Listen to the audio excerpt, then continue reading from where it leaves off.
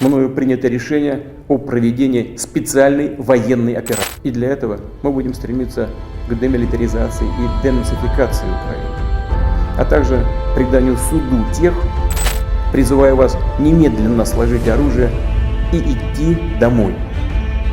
Поясню. Все военнослужащие украинской армии, которые выполнят это требование, смогут беспрепятственно покинуть зону боевых действий и вернуться к своим семьям. Кто бы ни пытался помешать нам, а тем более создать угрозы для нашей страны, для нашего народа, должны знать, что ответ России будет незамедлительным и приведет вас к таким последствиям, с которыми вы в своей истории еще никогда не сталкивались. Мы готовы к любому развитию событий.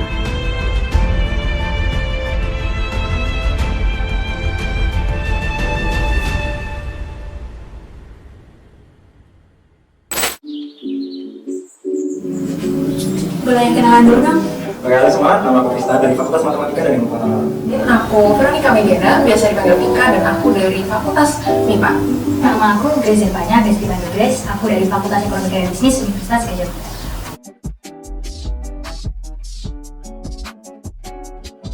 Nggak terlalu sih. Lumayan tahu. Cukup tahu sih, cuma kalau ngikutin nggak gitu.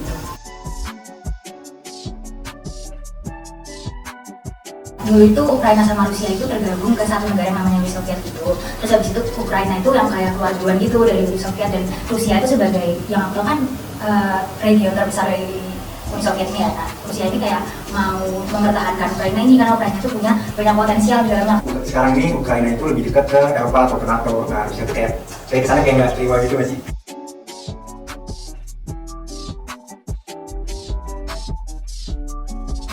Mungkin aku lebih paham ke ekonominya ya. Kalau dari yang aku baca-baca juga, ternyata baik Ukraina maupun Rusia itu merupakan importer buat Indonesia. Di situ juga berperan dari minyak mentahnya, dan di situ cukup mempengaruhi Indonesia. Kalau dari politik, aku belum terlalu paham. Kalau untuk politik global, yang aku tahu pastinya perdamaian dunia bakal terganggu. Dan Rusia juga tentunya kayak pabrik dari banyak industri di dunia, dan mereka tuh jadi supply banyak itu. Jadi kalau misalkan terganggu, jadi banyak impor dan ekspor dunia yang terganggu, dan juga dampaknya bisa ke inflasi, nilai rupiah juga, dan nilai kurs mata uang di banyak negara. Mungkin aku kalau politik kurang tahu ya, tapi karena prodi kuliah terus lebih bahas ekonomi. Jadi kalau tentang ekonomi itu yang aku tahu tuh dampaknya kayak ke sebenarnya kemarin tuh impor Indonesia kan banyak dari Ukraina kayak gandum atau padi, nah gitu banyak ya, jadi terkendala lah. Dan atau kripto tuh kemarin sempat naik turun pas zaman Ukraina, walaupun sekarang lebih jelek lagi ya, tapi pas itu sempat turun, walaupun sempat naik turun lagi. Oke, thank you. Thank you, Tristan.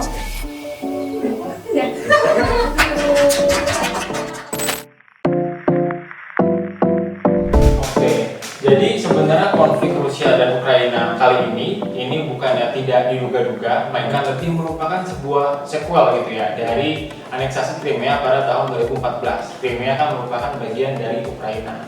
Jadi bisa dibilang Ukraina itu merupakan halaman belakang atau sphere of influence dari Rusia karena kedekatannya secara geografis yang berbatasan langsung dengan Rusia, dan juga secara politik gitu. Biasanya pemimpinnya secara tradisional selalu pro-Rusia.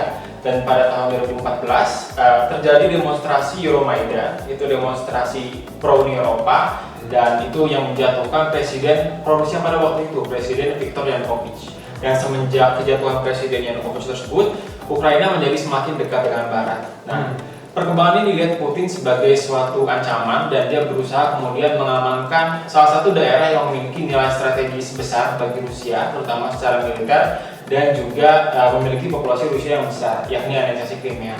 Jadi waktu itu Crimea dianeksasi oleh Rusia. Tapi tentu saja perkembangan tidak berhenti sampai di situ saja, karena terus terjadi pendekatan gitu ya, antara Barat dengan Ukraina, dan salah satunya itu adalah Ukraina untuk usahanya untuk kemudian ikut ke dalam NATO. Ini akan menjadi sebuah ancaman yang sangat besar bagi Rusia menurut Putin, karena akan menambah frontier baru, perbatasan baru dengan NATO, dengan Rusia, dan kemudian akan membuat Rusia semakin terkepung, sehingga Rusia tampaknya harus beraksi menurut Putin, salah satunya dengan melancarkan invasi terhadap Ukraina.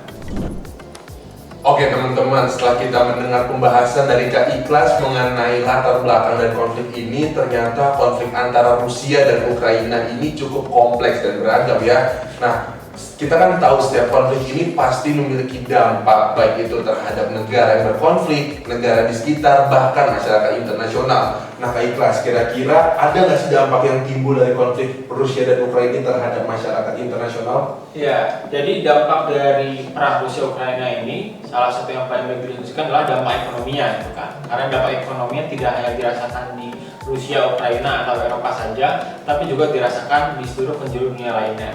Setidaknya ada 3 sektor utama di mana dampak itu paling terasa menurut aku. Yang pertama adalah sektor migas. Minyak dan gas sebelumnya ini sudah sedang ada dalam kondisi di mana demand itu tinggi gitu kan, karena pasca pandemi orang-orang keluar rumah jalan-jalan, tapi di tengah demand yang tinggi tersebut ternyata perang pecah dan Rusia adalah salah satu eksportir minyak terbesar kedua di dunia setelah Arab Saudi yang ekspornya itu mencapai 11% dari minyak dunia.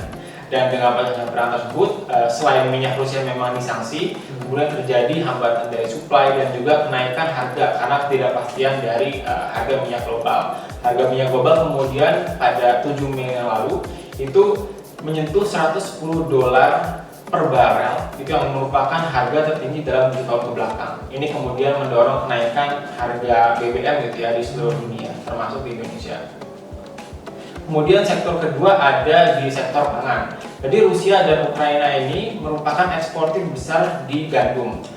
Keduanya mengekspor sekitar 30% dari suplai gandum dunia dan ini sangat berdampak terhadap negara-negara yang bergantung terhadap gandum gitu ya. Termasuk Indonesia sebenarnya banyak mengimpor gandum dari Ukraina. Tapi selain Indonesia, negara-negara yang akan lebih terpengaruh adalah negara-negara di Afrika yang memang sangat dependen terhadap impor gandum dari Rusia dan Ukraina dan dapat terancam kelaparan karena menipisnya stok dan juga naiknya harga dari suplai gandum dunia.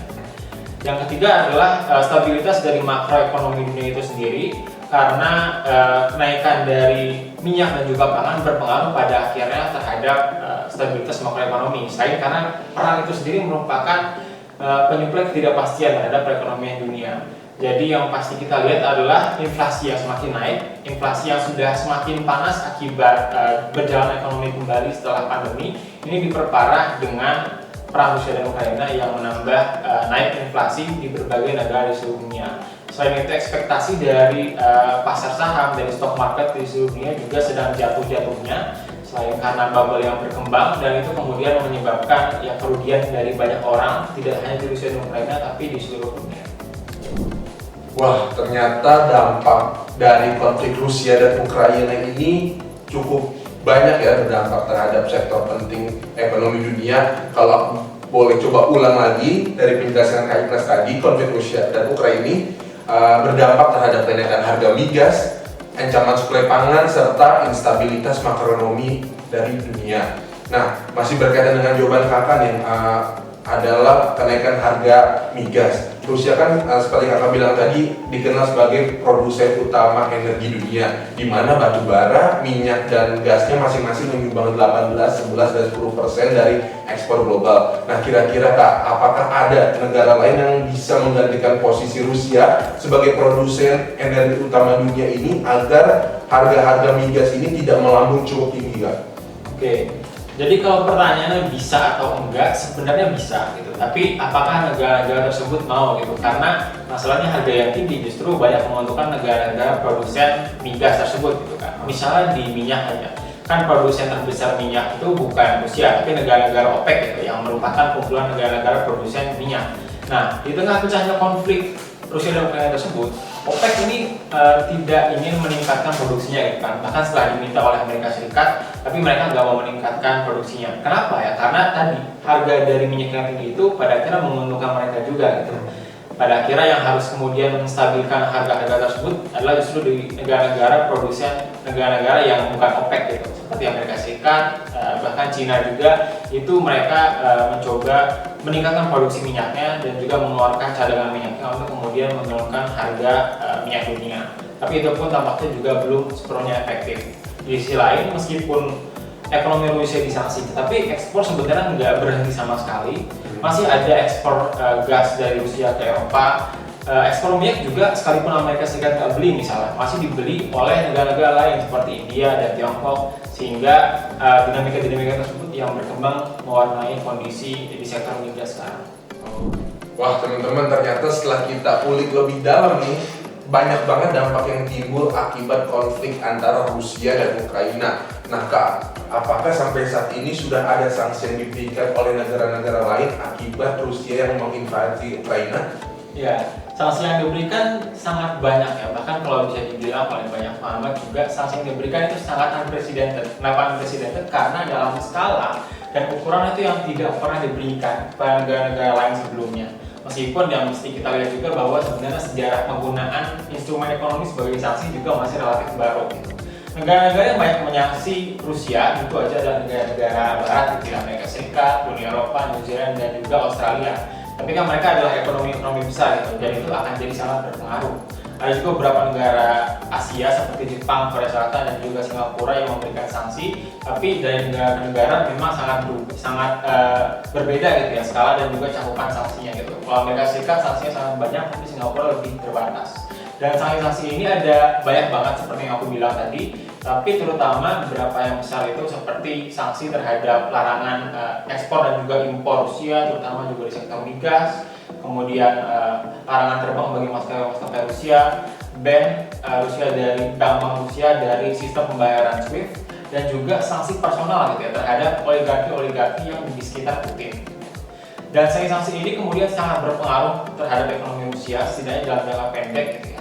Ekonomi Rusia langsung jatuh, mata uangnya rubel dan juga ekspor-impor hampir terhenti. Tapi kemudian dalam perkembangan beberapa bulan kemudian, gitu, seperti yang kita lihat di April ini sekarang, ekonomi Rusia ternyata masih bisa membaik kembali gitu, karena ada beberapa aspek terutama mata uang itu yang dapat kemudian di banking gitu oleh simpanan devisa dari Rusia, dan itu kemudian masih membuktikan bahwa Rusia memiliki ketahanan ekonomi sebagai suatu fortress ekonomi yang memang memisahkan dia dari dunia lainnya. Oke Kak, sejauh ini kira-kira udah ada upaya perdamaian apa saja sih yang dilakukan oleh negara-negara dunia untuk meredakan konflik antara Rusia dan Ukraina ini? Ya, upaya perdamaian itu sebenarnya sudah dimulai ya sejak awal Maret. Jadi ada beberapa kali negosiasi di berbagai tempat. Waktu itu negosiasi pertama kali sempat di perbatasan Belarusia dan Ukraina, perwakilan dari kedua belah pihak bertemu. Terus kemudian sempat bertemu juga di Istanbul dan di beberapa kesempatan lainnya. Meskipun Putin dan Zelensky belum pernah ketemu langsung ya, tapi sudah ada langkah-langkah menuju gencatan senjata atau negosiasi perdamaian tersebut. Tapi sejauh ini meskipun sudah beberapa kali dilakukan negosiasi, belum terwujud suatu konsensus gitu kan, kira-kira perdamaian seperti apa gitu yang diinginkan oleh kedua belah pihak. Mungkin dinamika ini juga merefleksikan bagaimana ya dinamika di lapangan masih terus berkembang gitu kan. Belum ada kemenangan yang pasti dari sisi Rusia ataupun Ukraina, dan oleh karena itu kedua belah pihak masih nggak mau ngalah gitu kan, masih melihat gimana pertempuran ini akan terus berjalan. In the meantime, yang harus dilakukan adalah seperti yang dilakukan oleh Presiden Macron dan Erdogan misalnya, tidak memutus secara langsung 100% komunikasi dengan Presiden Putin dengan Rusia, tapi tetap membuka channel-channel diplomasi sehingga jika kemudian hari bisa diwujudkan perdamaian, semoga segera gitu kan, itu bisa segera dilakukan. Nah sejauh ini apakah Indonesia turut berperan aktif nih Kak dalam meredakan konflik antara Rusia dan Ukraina? Indonesia juga termasuk negara yang sudah turut menyerukan untuk perdamaian gitu ya, termasuk dalam kerangka G20, Jokowi sudah sempat berbicara dengan Putin maupun Zelensky. Tapi kalau kita bisa lihat sikap Indonesia ini lebih general aja, dia nggak point fingers misalnya ini adalah kesalahan Rusia, ini adalah invasi Rusia, tapi lebih bagaimana ke semua pihak bisa menahan kekerasan, menahan peperangan sehingga kemudian bisa diwujudkan perdamaian. Di sisi lain sebenarnya kepentingan Indonesia juga ada dalam mewujudkan perdamaian ini, karena kan Indonesia sekarang jadi presidensi G20 gitu kan, dan G20 ini mendapatkan banyak penolakan dari Barat jika Rusia kemudian hadir. Nah, untuk bagaimana kemudian perdamaian diwujudkan, salah satunya agar G20 ini bisa tetap berjalan dengan lancar.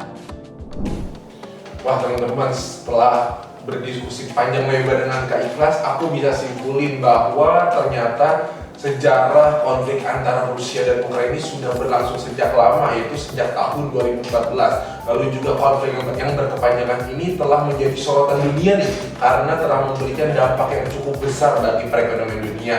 Dan terakhir, upaya perdamaian sebenarnya sudah dilakukan, tapi sampai saat ini masih belum diputuskan kesepakatan antara kedua negara untuk mengakhiri konflik yang sedang terjadi. Terakhir nih Kak, harapan dari Kakak terhadap konflik ini apa nih Kak?